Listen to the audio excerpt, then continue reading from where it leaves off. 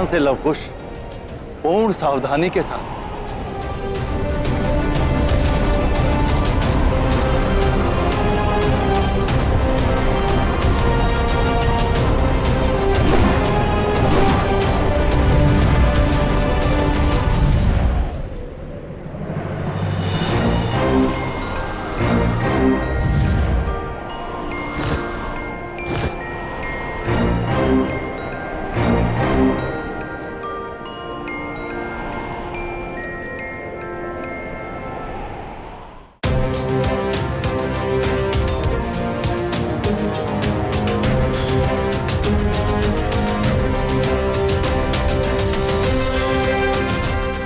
अद्भुत लवकुश, तुम अपने परीक्षण में पूर्णतः उत्तीर्ण हुए।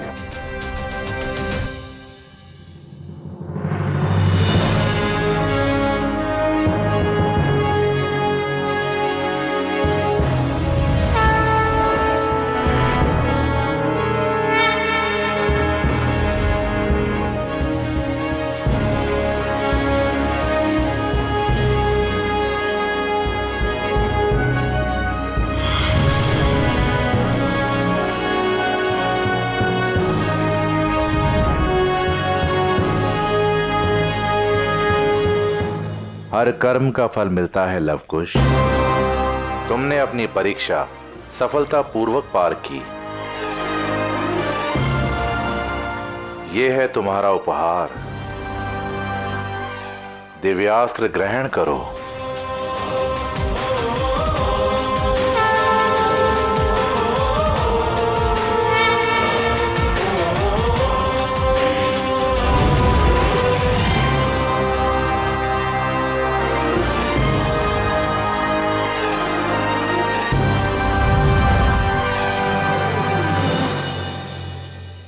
अब तुम दोनों इस दिव्य अस्त्रों की शक्ति के स्वामी हो, किंतु स्मरण रहे, शक्ति बढ़ने के साथ दायित्व भी बढ़ जाता है। तुम्हें भावनाओं, अहंकार और अहम में नहीं बहना है। यदि ये शस्त्र दूसरों को आहत कर सकते हैं तो तुम्हें भी कर सकते हैं। जी भगवान। आपकी सीख हम सदा स्मरण रखेंगे भगवान।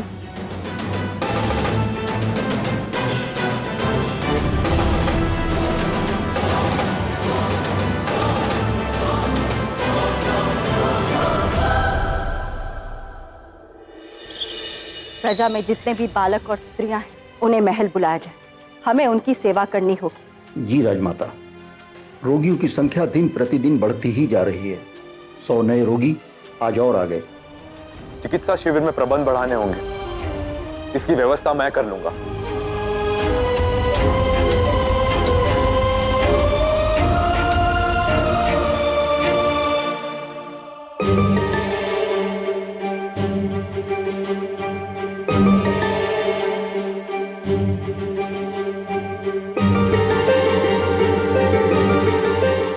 क्या हुआ है?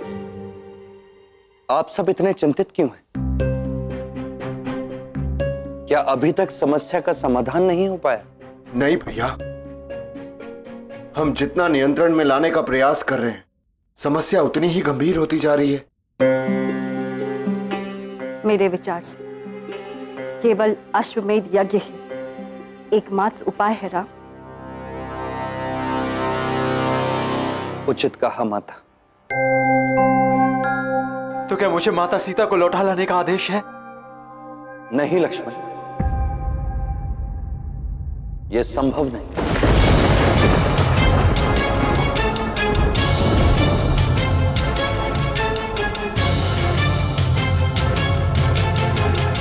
क्यों महाराज? क्या असंभव है आपके लिए? जिस प्रजा की भावनाओं के लिए माता सीता को आपने वन में भेज दिया, उसी प्रजा के हित में हो रहे अश्वमेध यज्ञ के लिए आप उन्हें लौटा क्यों नहीं सकते? क्या प्रजा के लिए महाराज का आहत हो जाने वाला मन अपनी पत्नी के लिए आहत नहीं होता? लक्ष्मण, यदि तुमने भैया को महाराज का मान दिया है तो स्मरण रहे कि कोई भी सेनापति अपने महाराज से किसी भी प्रकार का प्रश्न नहीं पूछ सकता। और यदि यह प्रश्न एक भाई के नाते पूछा है तो उसी नम्रता से भैया को संबोधित करो। शांत हो जाओ भाई।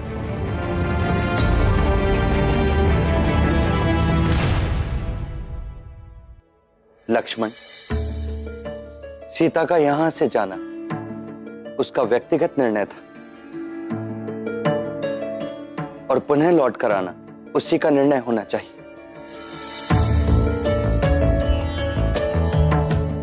अयोध्या की महारानी स्वयं निश्चित करेंगी कि उनका पुनः अयोध्या लौटकर आने का उचित समय क्या होना चाहिए। वो यहां से अयोध्या के परमार्थ के लिए गई, मैं उन्हें अपने स्वार्थ के लिए नहीं बुला सकता लक्ष्मण। किंतु भैया, भाभी माँ के बिना अश्वमेध यज्ञ कैसे संपन्न होगा? लोगों की पीड़ा कैसे समाप्त होगी? उनके कष्टों का निवारण कौन करेगा?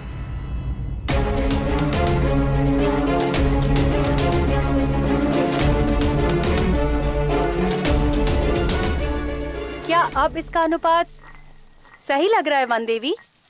इसमें गोटू कोला के पत्ते और डालो। किंतु वन देवी, उससे तो औषधि अत्यधिक कड़वी हो जाएगी।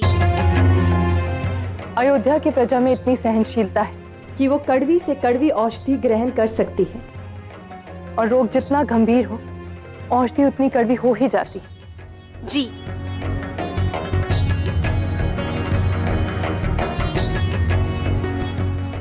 वन देवी, लवकुश परीक्षण से लौट आए हैं और आपको ढूंढ रहे हैं।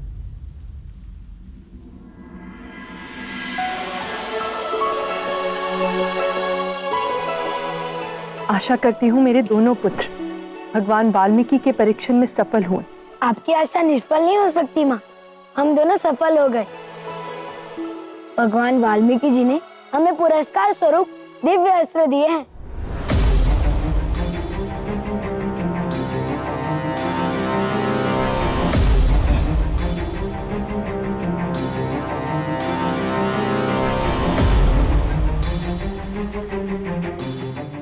शीघ्र ही श्री राम और लव कुश एक महायुद्ध में एक दूसरे के विरुद्ध खड़े होंगे।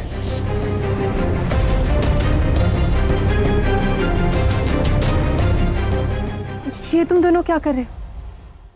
दिव्य अस्त्र मेरे चरणों में क्यों रख रहे हो? संसार में माता से दिव्य कुछ और नहीं होता है माँ। जीवन में हमने पहली बार कुछ महत्वपूर्ण अर्जित किया है और ये सब आपके कारण संभव हुआ है माँ। यदि आपने हमारे लिए अनगिनत त्याग नहीं किए होते, हमारी अस्वस्थता में हमारा ध्यान नहीं रखा होता, हमारे लालन पालन में स्नेह और कठोरता का उचित मिश्रण नहीं किया होता, तो कदाचित आज हम यहाँ तक नहीं पहुंचे होते माँ।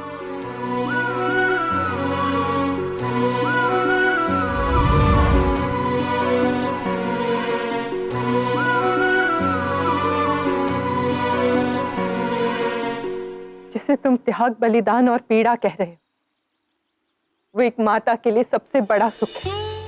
और यदि तुम दोनों के लिए मुझे ये सारी पीड़ाएं बार बार उठानी पड़े, तो भी हर बार मैं उन्हें हंसते हंसते स्वीकार लूंगी।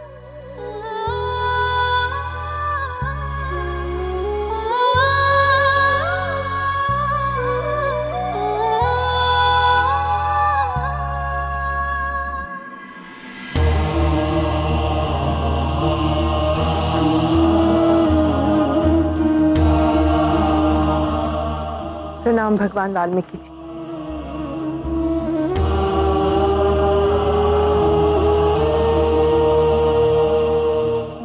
अब तुम दोनों जाओ और औषधि बनाने के लिए आश्रम वासियों की सहायता करो।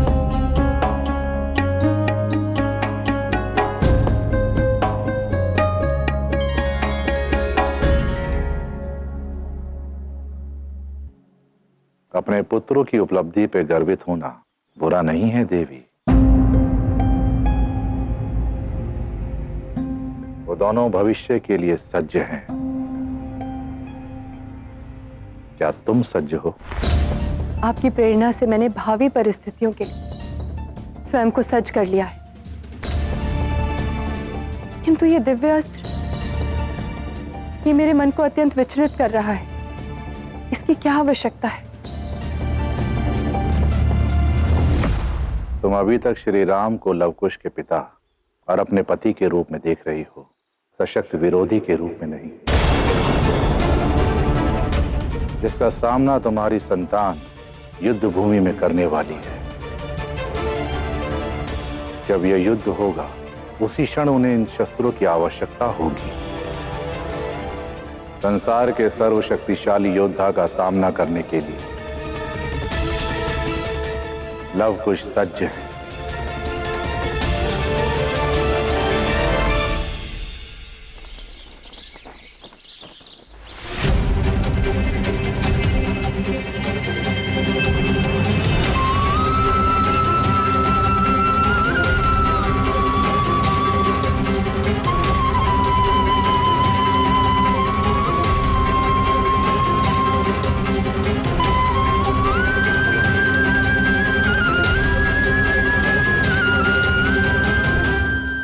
निर्णय के टालने से निर्णय लेने की आवश्यकता कम नहीं हो जाती पुत्र।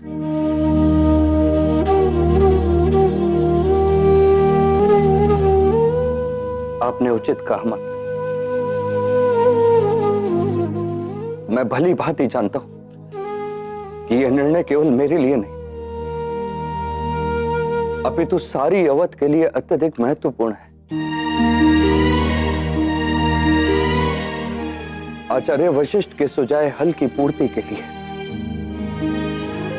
किया गया एक एक क्षण का विलंब मेरी प्रजा के कष्ट को और बढ़ा रहा है, और यही मेरी पीड़ा का कारण भी है।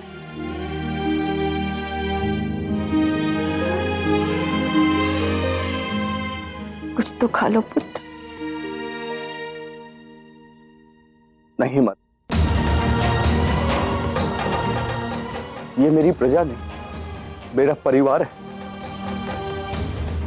जब किसी राजा की प्रजा पीड़ा में हो तो उसे एक भी ग्रास खाने का ना अधिकार होता है और ना ही इच्छा।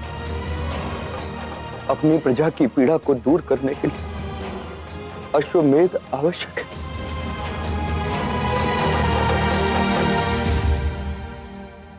किंतु सीता की अनुपस्थिति के बिना अश्वमेध असंभव।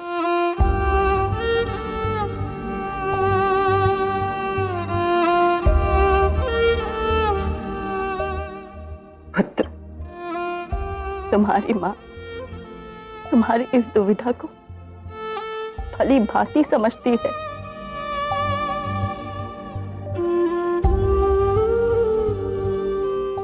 ना तुम प्रजा के दुख को अनदेखा कर सकते हो और ना सीता के वचन को भंग कर सकते हो। रघुकुल के मां और प्रजा की भावनाओं के सम्मान के लिए तुमने सीता से विरह सहा।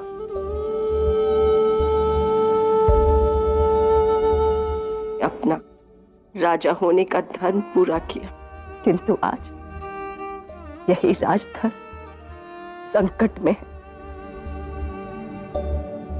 प्रजा के मुख पर तुमसे आशा है और उनकी आंखों तुम्हारे लिए प्रश्न। ऐसे में तुम्हारा यूं मौन साधना उचित नहीं है पुत्र। मेरे विचार से पुत्र, सीता को लौटा लाने का समय आ गया है। तुम्हारी पत्नी के तुम्हारे विमंग में और अयोध्या की पटरानी को राजपट पर आसीन करने का समय आ चुका। अश्वमेध यज्ञ कदाचित संकेत है कि अयोध्या की महारानी को वापस लाया जाए।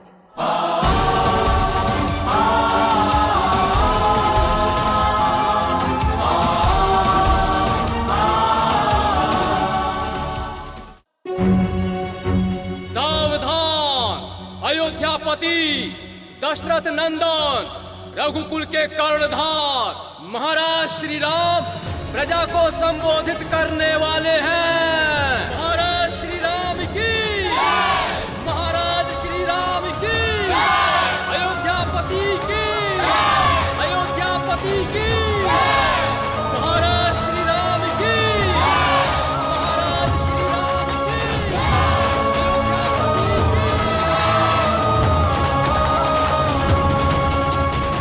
आपके महाराज को यह भली भांति ज्ञात है कि आप सब व्याधि से ग्रस्त हैं, पीड़ा में, और इस पीड़ा का कारण है शक्ति का असंतुलन। और इसका संतुलन बनाए रखने के लिए मैंने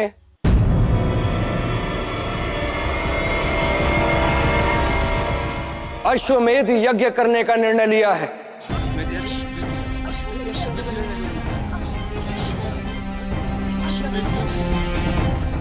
हमें ज्ञात था कि अश्वमेध यज्ञ के लिए हमें इन विपदाओं से दूर करने के लिए महाराज दूसरा विवाह अवश्य करेंगे।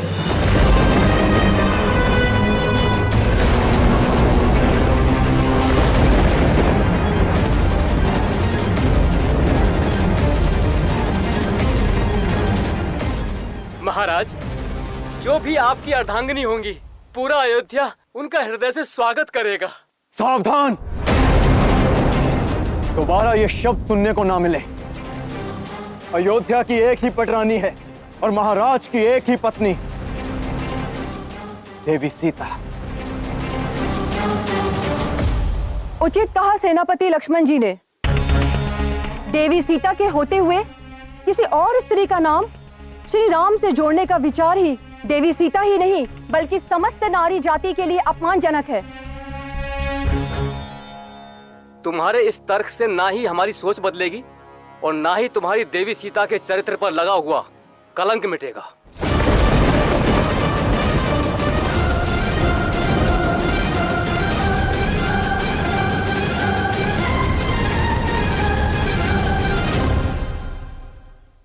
अपनी मैली सोच से तुमने किसी के आंचल को कलंकित किया है। ना जाने कैसे कल्पित आरोप लगाया है तुमने। हमारे आरोप कल्पना नहीं, सत्य हैं।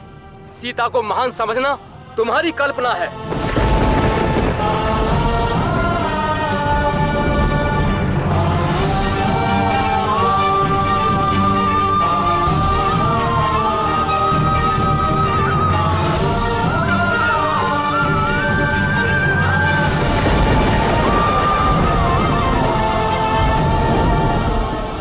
मौन हो जाइए।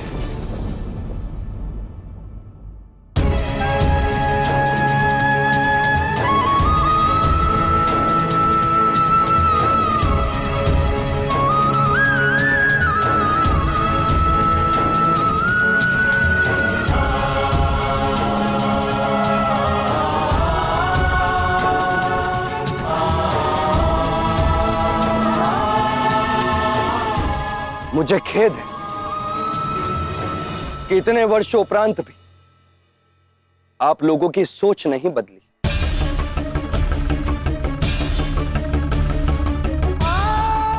और सीता यहां तब तक नहीं लौटेगी जब तक आप लोगों की ये सोच ना बदल जाए।